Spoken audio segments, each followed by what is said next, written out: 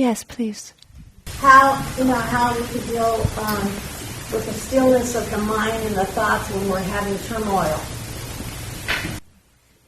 Yes. So you talked a little bit earlier about the whole mind-body connection. Okay. In the back? Practical ways of practicing metta toward yourself or self-compassion. Yes. Forgiveness. And one more. Yes.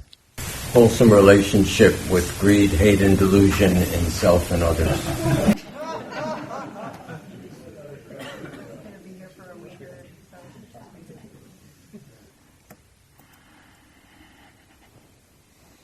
Okay, let me just take a minute with this and see what comes.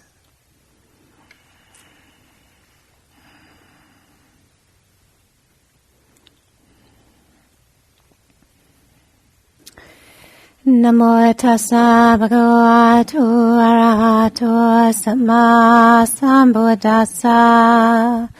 Namo tassa bhagavato arahato samma sambuddhassa.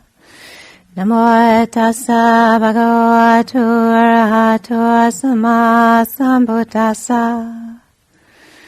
Buddhaṃ Dhammāṃ Saṅghāṃ Namasami.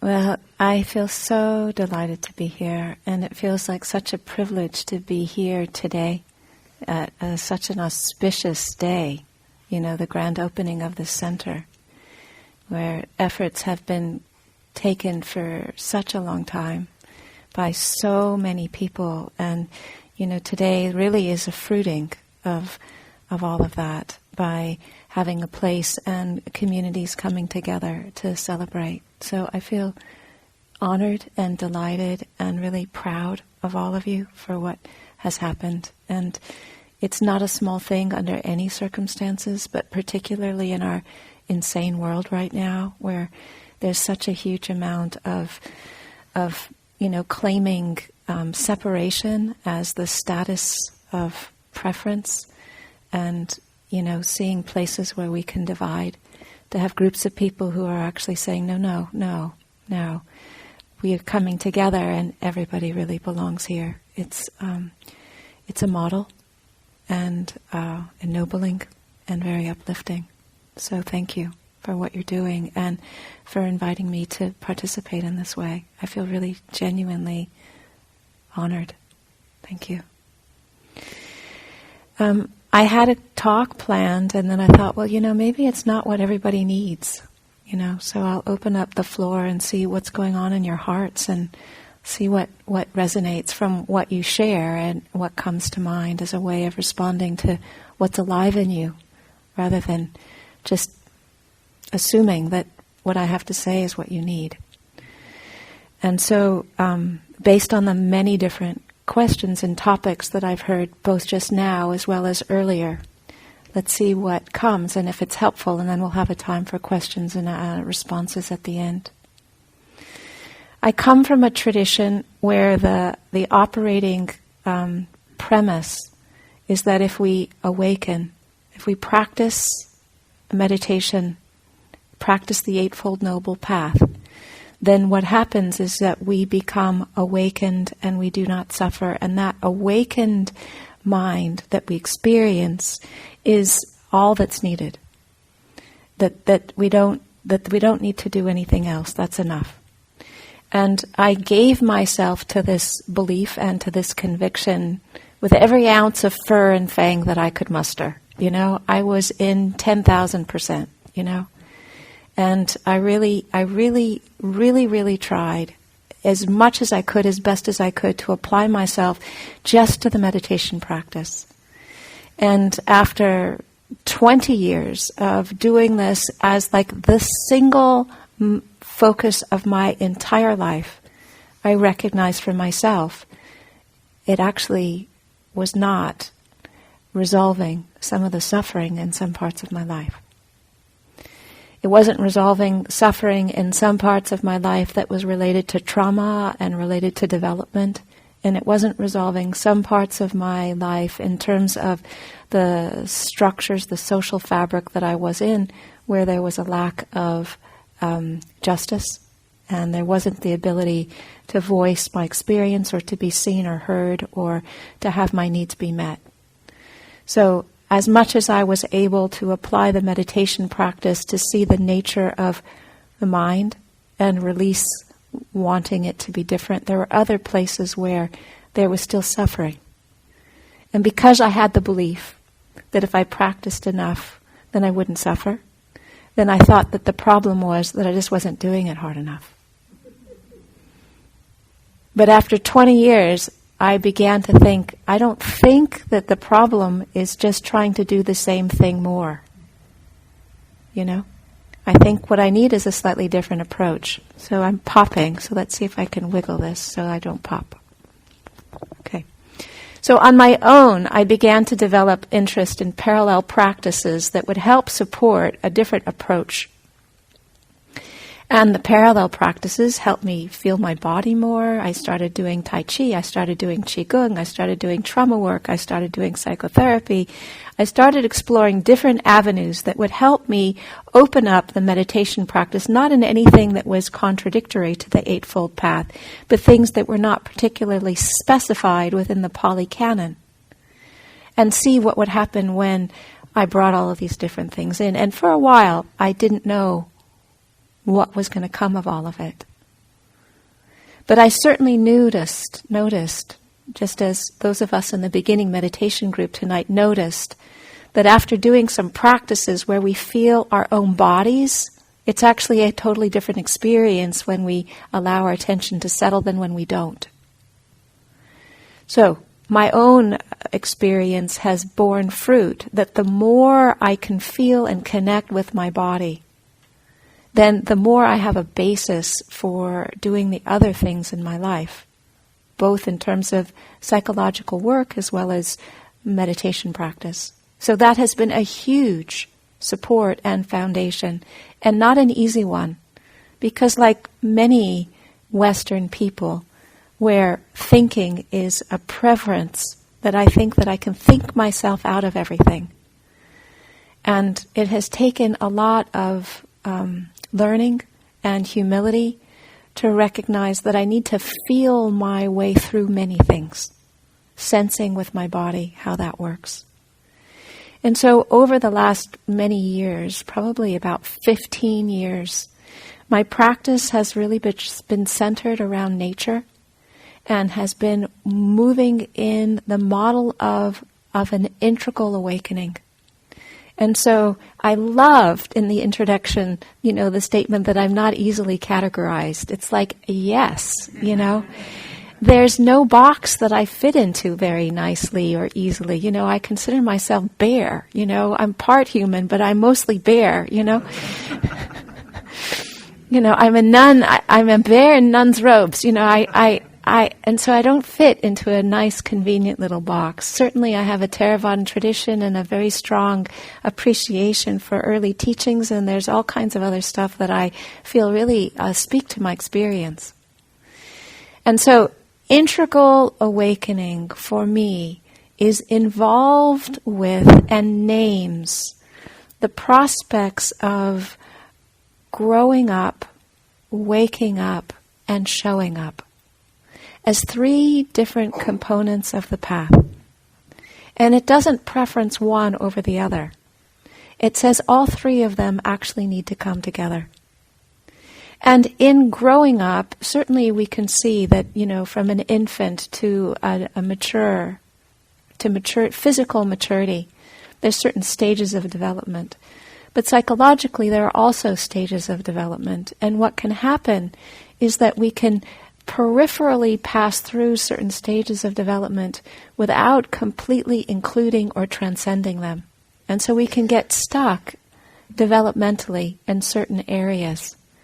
And what can happen, what does happen, not can, what absolutely does happen, is this psychological developmental stage that we're at, then colors the lens that we're looking through.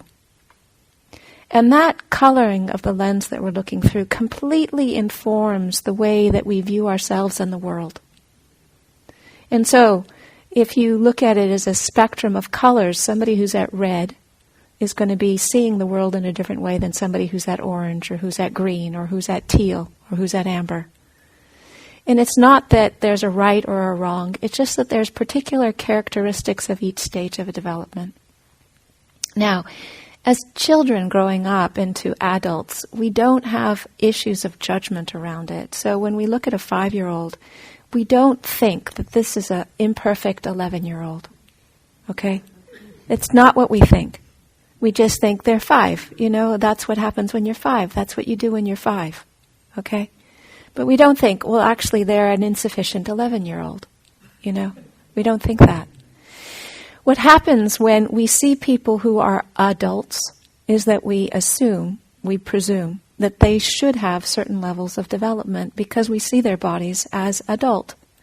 But what we haven't taken stock of is the psychological stage that they're at. Okay? Now, up until the level of green, everybody underneath green thinks that their level is the best and everybody else is retarded. Okay? And so it's natural until you get to the level green that you're judgmental about everybody else. That's natural. That comes with the developmental stage of being underneath green. Green and above, there's a sense that there's room for everybody. Everybody actually has a place, that there isn't actually a problem with people being where they're at. Now, when you have a 3-year-old who's driving a car, it's a little scary. Okay? Because they don't have the perceptual maturity in order to make the decisions that are needed in order to choose correctly to keep the people in the car and the people in the road safe. Okay? So in certain circumstances, we can see, a 3-year-old is developmentally where they need to be, but if they're in certain positions of responsibility, then it takes and makes the safety of other people agitated. All right?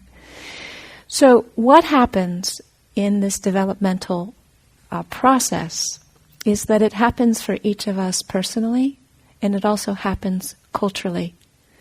And so we are navigating an evolutionary crisis at the moment, which is displaying itself out on the world sphere.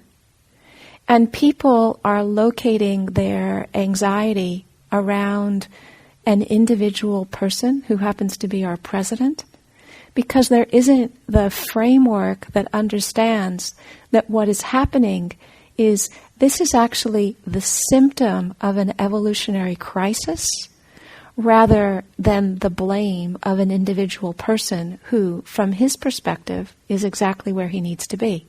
Okay? Now, just as with a 3-year-old who's driving a car, there's some issues around safety. Serious issues around safety, okay? It's not to negate the responsibility and the fear that we have, but when we look at it from a bigger perspective, we can see that what is actually happening here is something that we are all contributing to because the culture is needing to take another evolutionary step, and we're stuck in a kind of twisted relationship with this one particular level. And that's what we are seeing, is that evolution is trying to right itself, and what we have as a president is the result of this evolutionary conflagration, which we are each participating in by the level of development we're at. So it does not help to blame and to judge ourselves or anybody else, including somebody who's at the helm who does not inspire confidence. What does help is to begin to understand this evolutionary spectrum, to see where we are at it personally, and to understand how we can apply skillful techniques to increase our level of consciousness, Because when the center of gravity increases, then the culture moves to the next level. And when the culture moves to the next level, it has the capacity to resolve the problem rather than just react to it. Okay? So, right now, what I see is that people are in reaction mode. And a lot of people are agitated, and some people are violently distressed. Some people's systems are completely shutting down. And part of the intensity of the reaction is also an indication of where we're at. So when we are at a level that is primarily identified with the level of the whole culture being stuck, and you get somebody in the president office who is antithetical to that level.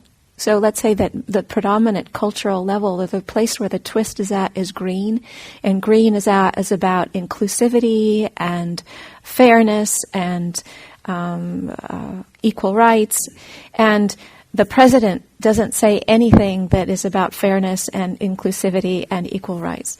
Then what happens is that there's an awful lot of agitation at that level.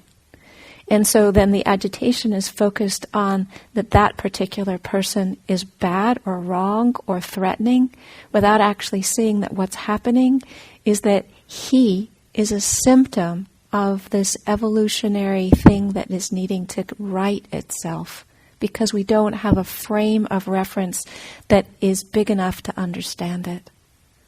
So our attention goes towards him, without seeing that we too are contributing to this by the level of development that we're in.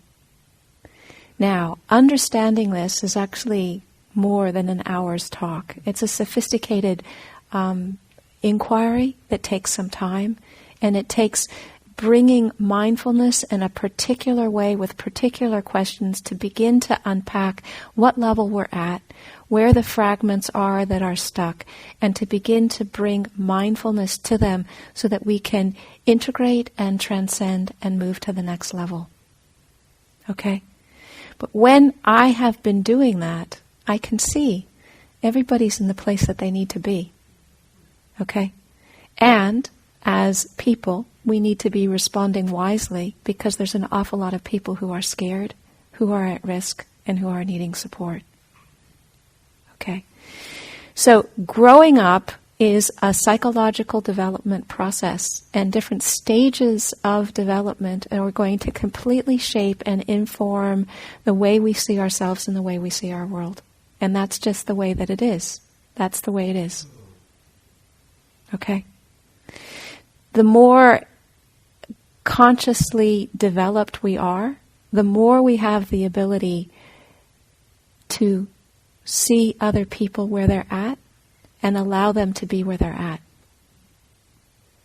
And to make wise choices that support the majority. That's the nature of evolutionary development and consciousness, that the higher the consciousness, the more capacity there is to be of benefit to greater numbers of people. That's its nature. It's not judgmental. It's just its nature. So, in this journey, all of us as human beings have bodies and hearts and minds, and we get activated. I've been plenty activated. I've been sad, I've been grief-stricken, I've been frustrated, I've been scared, I've been confused. Does any of this sound familiar? And I take all of that to the resources that I have to find stability. Now, for me, nature is like a number one place of stability, nature and meditation. And so I have places where I go, trees that are friends of mine, lakes that are friendly, places where I can walk, ground that I can go to, rocks that are friendly. And I go. And I allow my attention to drop into something which is still and steady and pervasive. Because I know that even though I am feeling agitation about something that's compelling, that staying agitated doesn't give me the capacity to respond wisely. I know that. Even though it's saying, but it's urgent, it's important, it's urgent, it's important, and if you don't pay attention to me all the time, you're being irresponsible. You're being negligent. You're abandoning the cause. That's the way these things speak. But I know not to listen to that, because I know that when I come into a place of stillness, I have much more clarity and capacity and resource about what I need to do in order to how I can show up in order to help what's needed next. Okay? So growing up is our developmental process, and it is not, that process is not eradicated simply by waking up. So we can wake up to the ultimate nature of what our minds are and still have issues around development. It doesn't automatically translate. Now, one of the things about waking up, which is really helpful to remember, is that the Buddha and any wisdom teaching is very clear. All mystical traditions are very clear. The Buddha's tradition does not have a monopoly on any of this. That there is something which is not born, which does not die, which is pervasive, which is luminous, which is ever present, which has always been here, which will always be here, which is not dependent on the things that are shifting and shaking and turning, and it's not dependent on the world. This is the aim of meditation, to understand what does not shake in the world that is shaking. When we touch that, when we know that, when we know love that is unconditioned in a world that is so filled with division and compartmentalization and ill will and aggression and hatred, when we know a love that is big enough to even include all of that, then what is happening is we are allowing our experience to open up to something which is vast. So vast that it can include everything that is fractured and torn and divided and paradoxical. And even insane. There's things that are going on that feel insane, completely insane. But when we touch that, for me, it's like, have you ever heard or seen a torus, this geometrical shape that's like a donut that's hollow in the middle, that radiates out, and yet from wherever it comes through the center column? So there's this flow, this continuous flow. And who we are as people is like the film or the tube that connects the flow that's out with the flow that's in. The flow that's out radiates out to everyone, to everything. It's absolutely independent about whether anybody is worthy or not. The flow in is coming from everything, because everything in its fundamental nature is luminous, is love, is pervasive, is radiant, is spacious. The rock, the tree, the bird, the land, the people. That's their nature. Many are not in contact with it. Many do not act as if that were their nature, but that is their nature. And when we know that ourselves and feel that, then our mind-body system becomes like a conduit which is connecting the outward flow with the inward flow, and we ourselves as human beings are nourished, profoundly nourished by being that conduit of flowing out and flowing in of what is timeless and pervasive and luminous and vast and not shaking, not shakeable. And so waking up is both the stepping stones that let us develop so that we can have access to that, and the stages of what chunks out when we do have access to that. The way fundamentally we shift the way our nervous system changes, the way we are not experiencing greed, hatred, and delusion in the same way. It's uprooted, it releases, it shifts. And so part of the path is to both find where our access to this seamless reality is, and understand how to practice when we don't have access. When we're gripped with fear, when we're gripped with greed, when we're gripped with anger, when we want to kill them. Smash them over the head with a baseball bat. Forget this inclusivity and kindness stuff. Just kill them. So we need to learn how to deal with all of that stuff that arises, so that we're not killing ourselves. And we're not acting on the stuff that we know is harmful. So part of the path is developing toolkits and strategies for dealing with when we don't have access to what is seamless.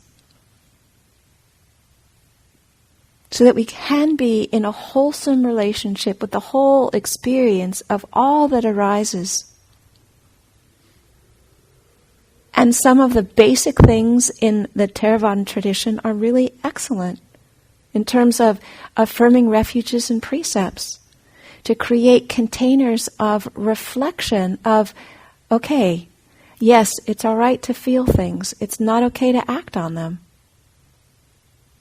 So we don't need to feel guilty or bad about feeling, but we need to be discerning about action.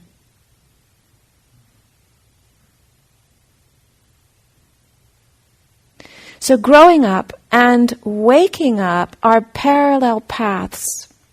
And waking up does not automatically translate into growing up. And this was such a disappointment for me.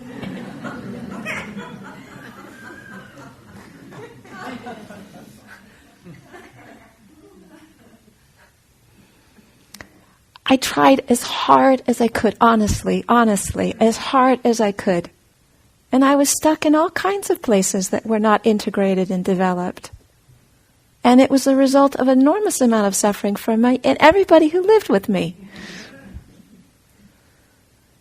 And so I began to see, okay, my core value is waking up, and even if it means that I have to go outside of the group identity in order to do what I need to do, I'm willing to risk it, because for me, it's more important to wake up than it is important to belong. And so for 15 years now, I've been hanging out on a fringe edge somewhere, trying to figure out, who are my peeps and what am I doing and where exactly do I belong? Because I don't see a box where I fit, But something's saying, go for it, girl. You just go for it. Keep going for it. You're doing fine. Just go for it. And so I've been trusting my intuition and moving forward and feeling more and more confident. This path is a path of integral awakening, and it is not very often either that you've got spiritual communities that have an interest and an understanding in deep developmental psychological work, or you've got psychological processes that have any reference whatsoever to what is timeless, what is pervasive, and what is ever present. And these are two of the three. The third one is showing up.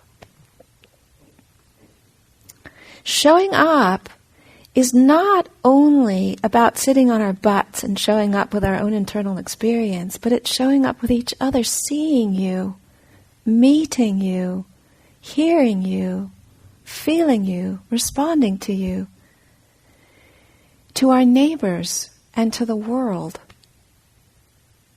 And so when we put these three together, growing up, waking up, and showing up, it's a little bit like the marriage of the mystic with the activist.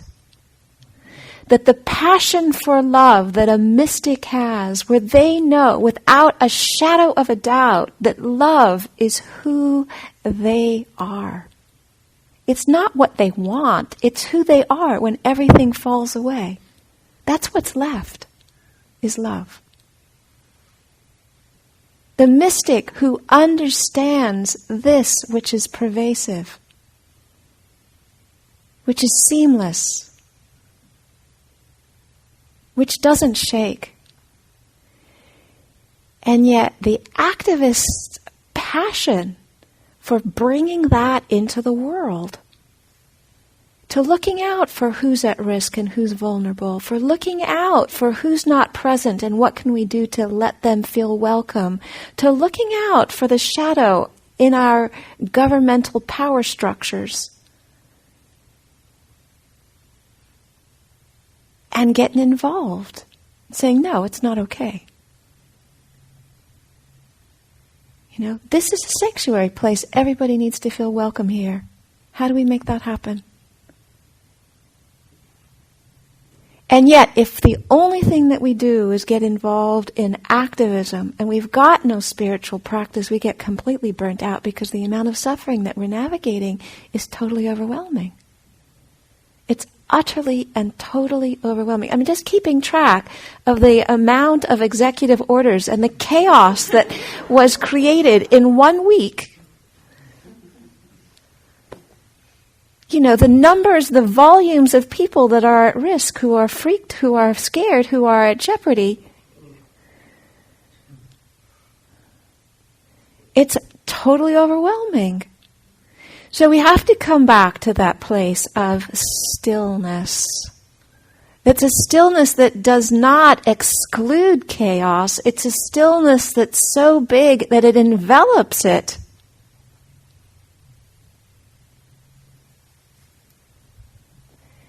And the only way I knew how to do that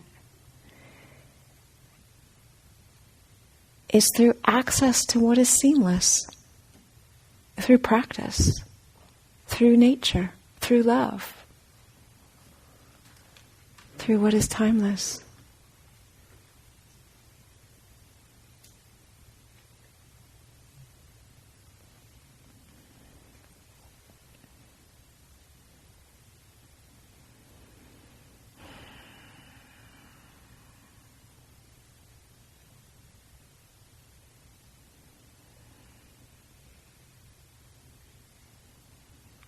So these three all come together. Growing up, waking up, and showing up. And this is the expression of a path of integral awakening. And when we are engaged in that path wholeheartedly, understanding the map and the practice related to it, it gives us a framework where we can understand why things are happening. We don't blame. We understand the work we have to do as individuals, the work that we need to do as a society. And rather than our attention going into distress around somebody else and where they're at, we hunker down to where we're at and what we can do. Where we can focus our attention to increase our own level of development. What we can do in our practice so that we have greater access to what is seamless, and how we can show up and be available to support others where they're vulnerable, where they need support, where they need friendship, where they need sanctuary.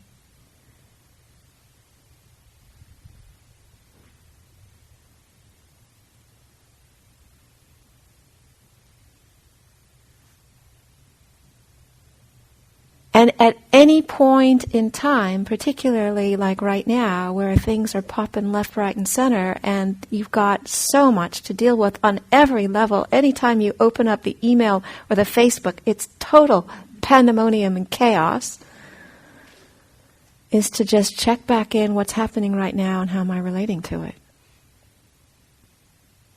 And to develop some real strategies around skillfulness of learning how to relax our systems and unravel and unwind so that we're not watching the news or the Facebook or the internet before we go to sleep. We're not doing it first thing in the morning. First thing in the morning, we spend time touching into what is still, what is anchoring, what is stabilizing us, and what is seamless, giving us some resource to navigate and be with all of this during the day.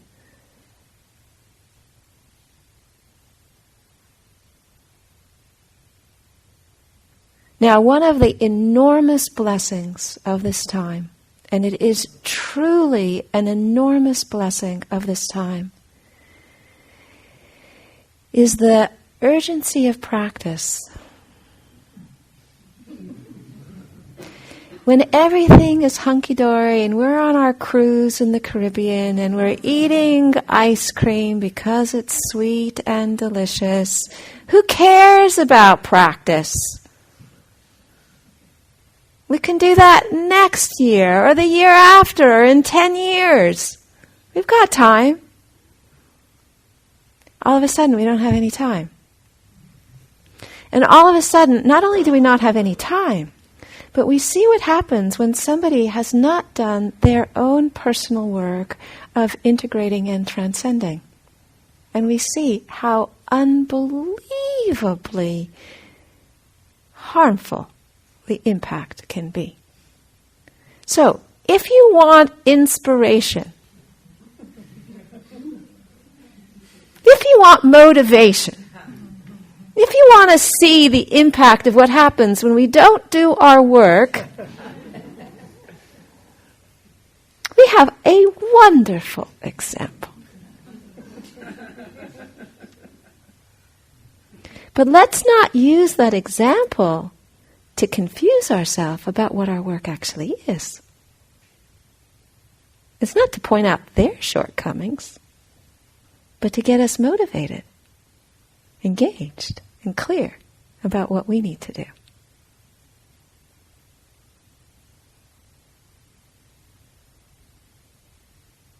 So, when you've got shadow like this, in major positions of power, it means that our own shadow is easier to access. It's much more available to us when it's like this. So we have a stage right now which is optimum for growing up, and an urgency which increases our need to hunker down, to practice, to understand what waking up is about, and a world stage that is crying for all of us to show up. Conditions are ripe. It is an unbelievable opportunity for evolution on all of these levels.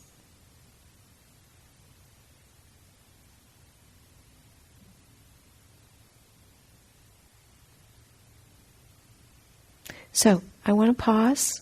I want to open up the floor for questions.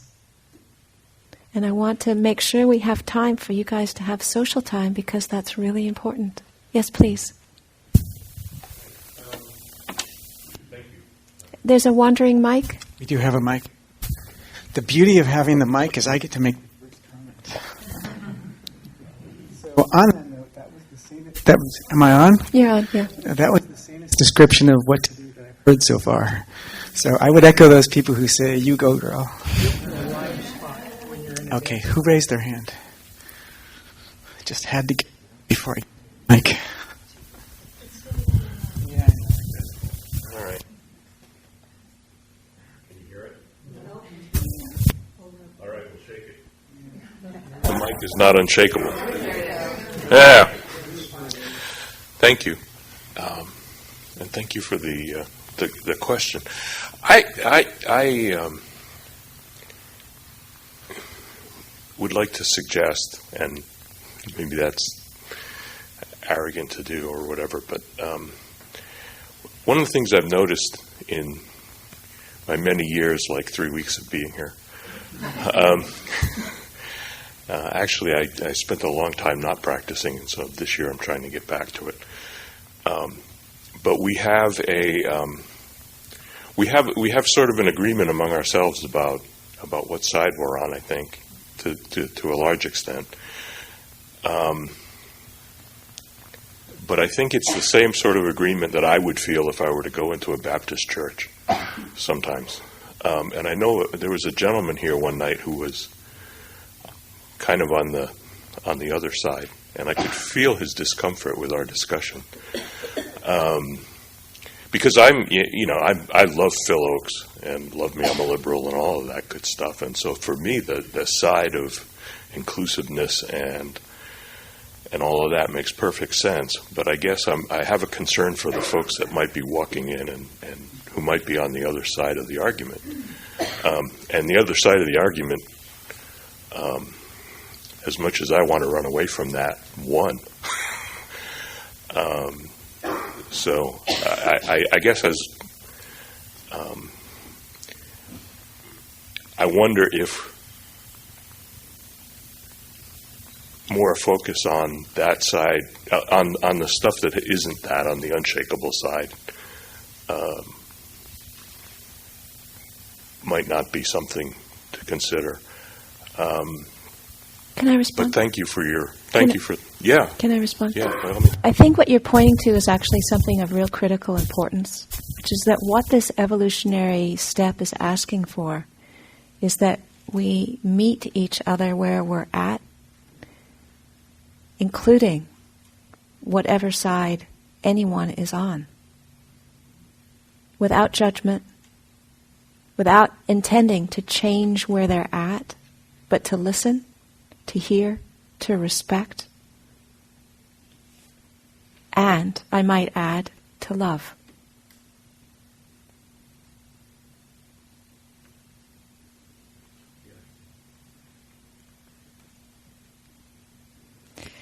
Yes, in the back. Can you pass the mic?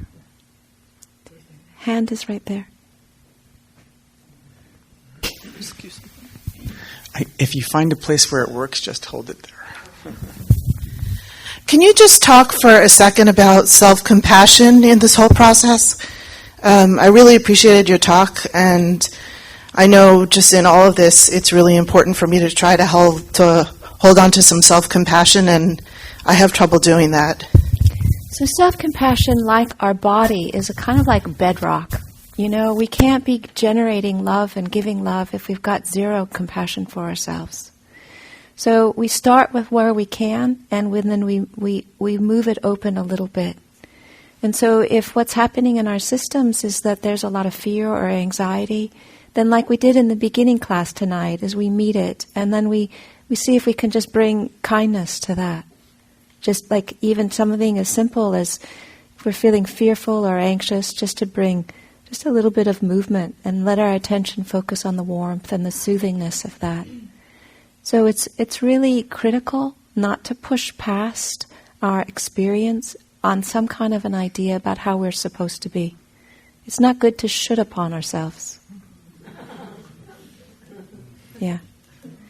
And so we start with little steps, little bits of kindness, and let it grow. And then we also lean into that deep, pervasive stuff and know that we are also the first one that is the recipient of compassion when we are in the middle of that torus and it's flowing out through us. We are the first ones. Our nervous system, our body, our heart, our mind is the first ones that is nourished and cleansed and renewed through that flow. Thank you.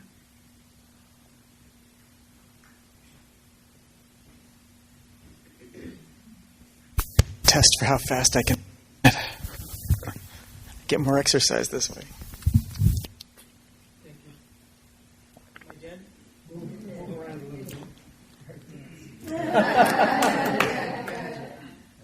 Get into a live spot. Yeah, just keep talking into the mic until we can hear you. Okay. Not yet? Maybe where were you? There you Okay. go.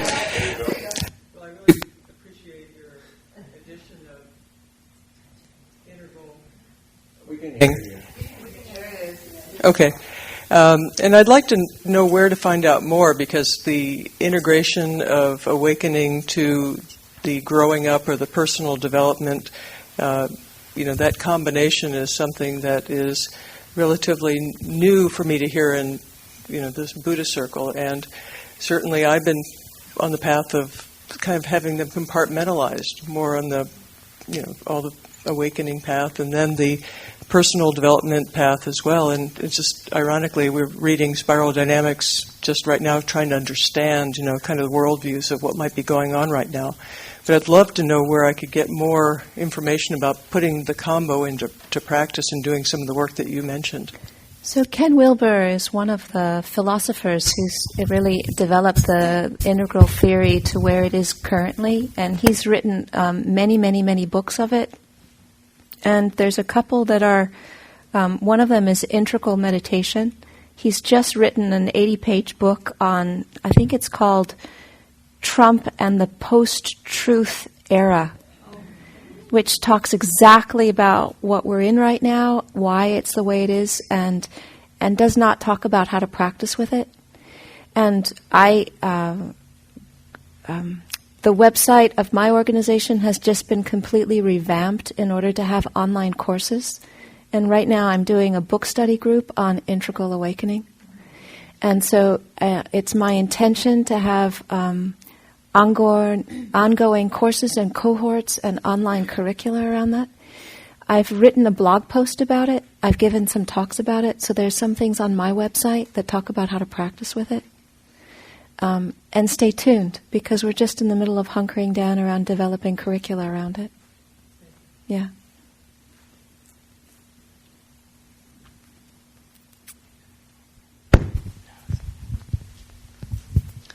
Hi, I appreciated your comments about doing 20 years of meditation and still suffering. I actually have never done 20 years meditation, but I was telling someone last week I think I could meditate for 20 years and it would not solve any trauma issue. Would not solve the root issues. But, I never meditated for 20 years, so I really didn't know if that was true or not. But I'm curious what you find that you were able to get from meditation. This question isn't going to maybe come out right. Like that you're able to get from meditation, but it wasn't giving you what you needed that like psychotherapy gave you, or that you got from psychotherapy that you couldn't get from meditation. Or when you talk about getting over your trauma or working on your trauma. So trauma is a very particular way of focusing attention that allows you to release body memories, and it takes a particular skill set to do that. And until that releases from your body, there's a kind of hypervigilance and tension and kind of lifting out and an anxiety or not feeling my body or just kind of like... And so when I did that work, then I relaxed more into my own skin. I felt much less anxiety. I had more capacity to feel what was happening in my body, track what was happening in my body. So trauma work helped with that. Psychotherapy work helped me to understand the way in which some elements of my conditioning shaped certain patterns, and some of those patterns were very useful during the time that they were operating and no longer served me as an adult. So it helped me locate, observe, and see them in the light of care and kindness and bring attention to the hunger that was the hunger that allowed them to form so that something new could emerge. Meditation teaches me how to focus my attention. It allows me to develop the qualities of kindness and compassion and joy and equanimity. It shows me access to what is timeless, what is pervasive, what is ever-present. And it gives me tools for how to deal with the experiences that are obstacles to access.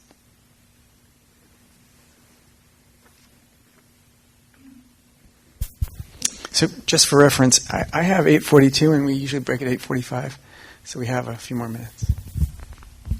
I'm sorry I missed the first part.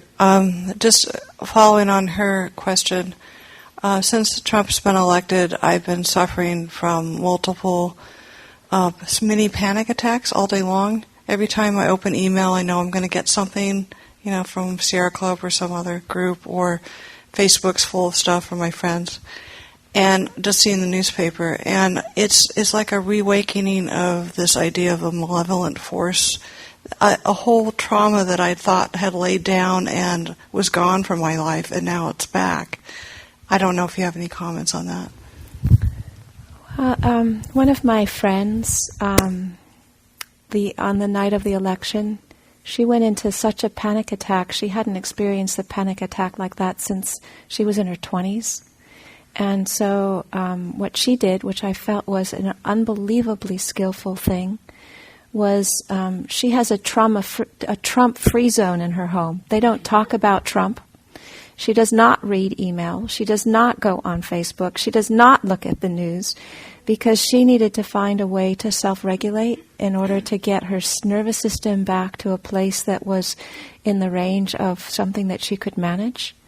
And meanwhile, she was engaged in, various different actions, meeting with people and organizing for action committees and tabling, and so she was involved and engaged, but she wasn't doing things that was causing her system to overload. So at this particular junction in time, I think we need to each be very discerning about what we're actually managing skillfully and what we're not, and not just assume that because it feels like we should be responsible by getting all of this information, that we actually need to track how is our nervous system coping. And so if you're having many, many panic attacks a day, that's an indication your system is on overload, that you need to chill and go back to things that remind you of what is stable and calm and steady and unshaking.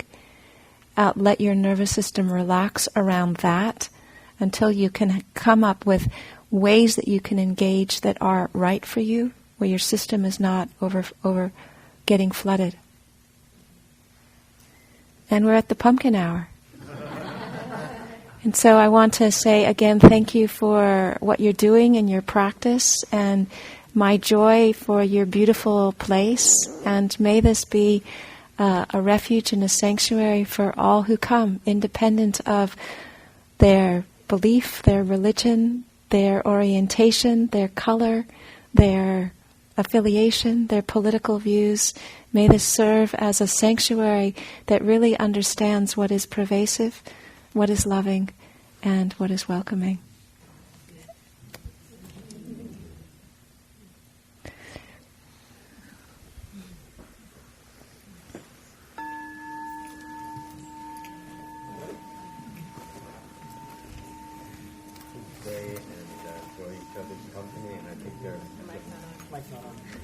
Please stay and enjoy each other's company, and I think there are some treats in the dining area.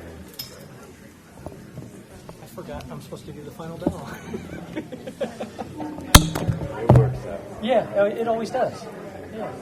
Here I am, like walked in, and all of a sudden, like, boom, like, oh yeah, that's Mitchell.